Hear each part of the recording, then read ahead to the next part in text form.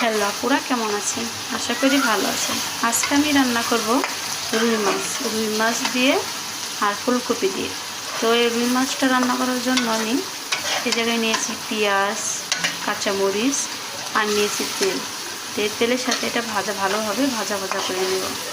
তো আমি এই জায়গায় নিয়েছি আদা রসুন বাটা, দুটা একাত্রভাবে বাটা। এই জন্য আমি এটা নিয়ে ভালোভাবে নেড়ে চেড়ে দিচ্ছি। তো এই জায়গায় আমি একটা বাটির মধ্যে গুঁড়ো মশলাগুলো নিয়ে নিয়েছি। এই জায়গায় নিয়েছি ধনিয়া গুঁড়ো, 1 চামচ ধনিয়া গুঁড়ো, সজের গুঁড়ো, জিরে গুঁড়ো, আর নিয়েছি হলুদ, আর নিয়েছি স্বাদ মতো লবণ। তো এই মিশ্রণগুলো এখন আমি পেঁয়াজের মধ্যে ঢেলে দেবো। তো এটা আমি ঢেলে দেওয়ার পর এটা আমি ভালোভাবে নাড়াচাড়া করে নেব। তো মশলাটা ভালোভাবে মিশিয়ে দেবো।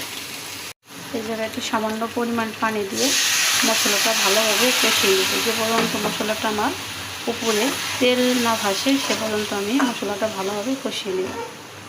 আমার মশলাটা অনেক কষানো হয়ে গেছে, সুন্দরভাবে উপরের তেলটা চিকচিক করতেছে। এখন আমার মশলাটা কষানো হয়ে গেছে। তো এখন আমি কেটে রাখা সেই সবজিগুলো সব দিয়ে দিব।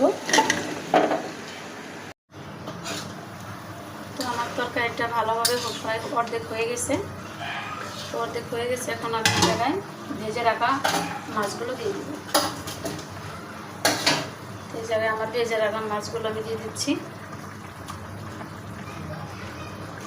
সুন্দরভাবে মাছগুলো দিয়ে দিলাম। এখন আমি ঢাকনাটা ঢেকে এটা জীবন্ত না হবে সে পর্যন্ত আমি চুলায় রেখে দেব। তো অবশেষে আমার তরকারিটা হয়ে গেছে, দেখতেই পারতেছেন খুব সুন্দরভাবে তরকারিটা হয়ে গেছে। আমার মতো কে ফুলকপি দিয়ে রুই মাছ দিয়ে খেতে পছন্দ করেন অবশ্যই আমাকে জানাবেন। আর এই খাওয়া রান্নাটা খেতে অনেক মজা লাগে। তা আমি মাঝে মধ্যে ফুলকপি দিয়ে রুই মাছ দিয়ে রান্না করে খাই। আপনারাও এই রান্নাটা এভাবে রান্না করে খাবেন, দেখবেন অনেক মজা লাগবে। আর রুই মাছের সাথে ফুলকপি তরকারি অনেক স্বাদ, অনেক মজা।